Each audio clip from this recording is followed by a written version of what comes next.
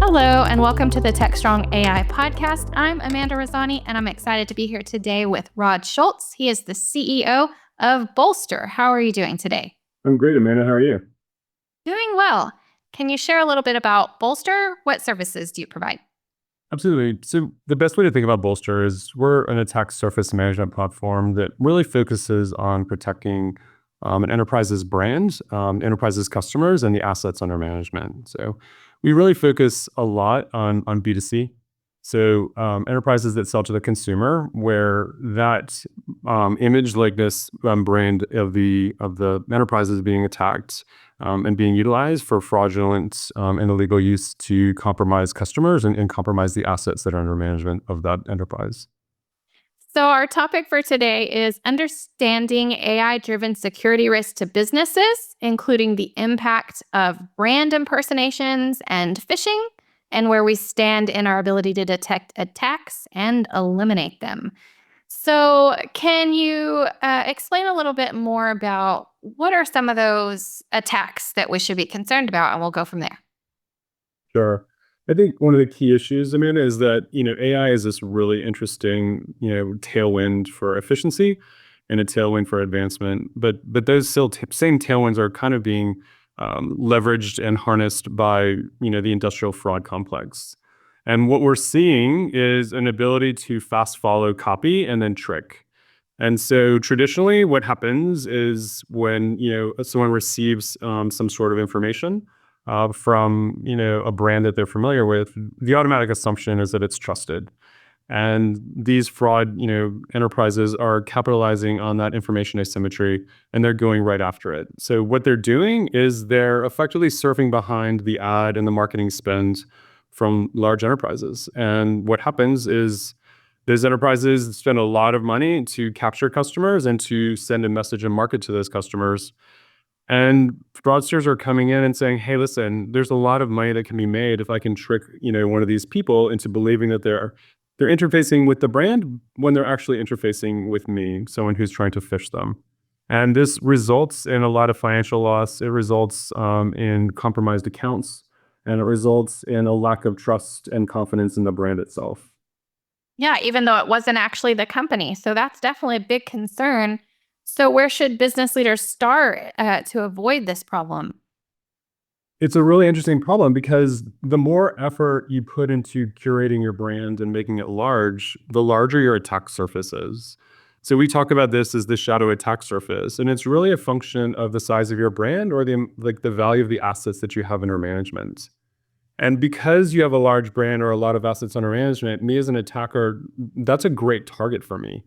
And what you need to start thinking about is, listen, how do I manage down that risk? What kind of steps can I do periodically that will scale up and down in proportion to those attacks that come in very unpredictable ways and in unpredictable size and magnitude? So what we have at Bolster is we've created a platform that allows a customer to leverage our defense mechanisms that actually go out and actually seek and destroy the infrastructure that hosts that fraud, and then targets the customer with that fraud. So do business leaders have to basically, they can't just think about how to protect, they have to think about how to react if they come across risk? They absolutely, and not just a question of protection, but how do you scale it? Because you might be fine for 4, 6, 8 weeks, and then out of nowhere, based upon seasonality, as you're starting to approach a buying season, a holiday season, an end of fiscal quarter season, right? We start to see interesting patterns emerge. You just don't know when it's going to come and how it's going to come. So there's multiple vectors. There's fake websites, there's fake social impersonations, fake job postings. We see all kinds of interesting and very sophisticated phishing scams that are really being run almost as if they're just an email campaign, right? So it takes about 2 hours for the attacker to spin up a website and a corresponding phishing/email campaign to then start to send out hundreds of thousands of mails. And it really only requires a small percentage of those to be successful, and they start to then fish in and reel in a lot of money. Wow, that is so fast. That's kind of terrifying that it can be done so easily and quickly. Yeah, we're really surprised at the rate of creation. And it's only getting faster. And so what used to take maybe 8 to 10 hours, maybe even a little bit longer 2 or 3 years ago, has become incredibly fast.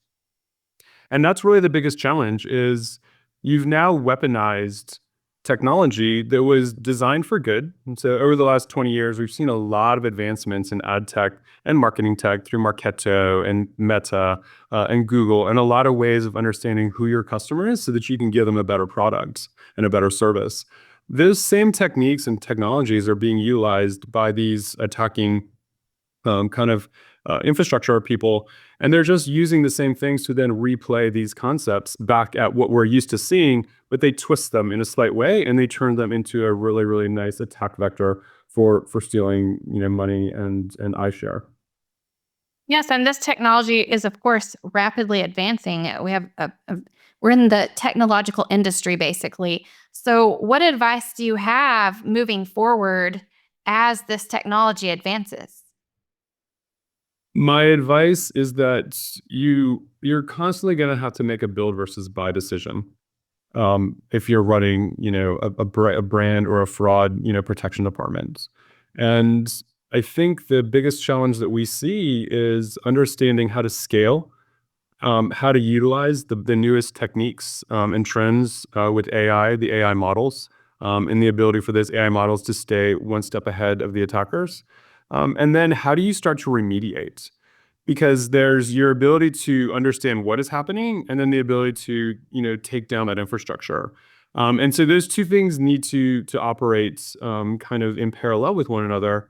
And that's going to be a problem that will never go away, and it's not going to get easier based on one thing. And that thing is like, listen, people make mistakes where they're in a hurry. Never before in this attention-based economy has our attention been under so much attack.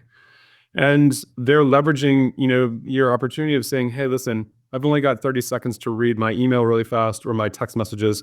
I need to respond to these as quickly as possible so I can move on to the next thing. And so the consumer is not getting smarter. They're getting more and more short on time. And the education campaigns of like, see something, say something concept is just not working. Yeah, so let's talk about the regular people side of things. So for users and for regular folks, how do they differentiate what's real and what's a scam so that they're not so easily tricked? Do you have any advice? I think the first thing I would start to do is you need to immediately look at like what I call like the anchor points of either the website or the anchor points of the email. And those anchor points are really, what is the URL? Have I misspelled it? Is it off by a letter? Does it look correct? Is it asking me to do something really quickly? Is it trying to capitalize on an alarm or some sort of fear because I've gone to it, forcing me to not think properly through or checkpoint through, what I know to do properly. And that comes generally in the form of either a fake website, a fake email, or a fake social posting that then drives me to a location where the scam occurs. Okay. Well, if there was one key takeaway you could leave our audience with today, what would that be? My takeaway would be that the consumer needs to start asking these large brands for their protection. And I think moving the responsibility off to the consumer to get smarter and to be up to speed on the latest and greatest attack techniques is not going to work and it's not going to scale. So my ask is that the consumer starts to ask their brands to not simply send them to the consumer, Better Business Bureau, for advice on what to do, but to actively remediate and start protecting them. Because the fraud that is perpetrated on these consumers should be owned by the brand. It should not be owned by the consumer. All right. Well, thank you so much for coming on the show and sharing your thoughts with us today. Amanda, thanks so much. Great to be here. All right. And thank you to our audience. Stay tuned. There's more.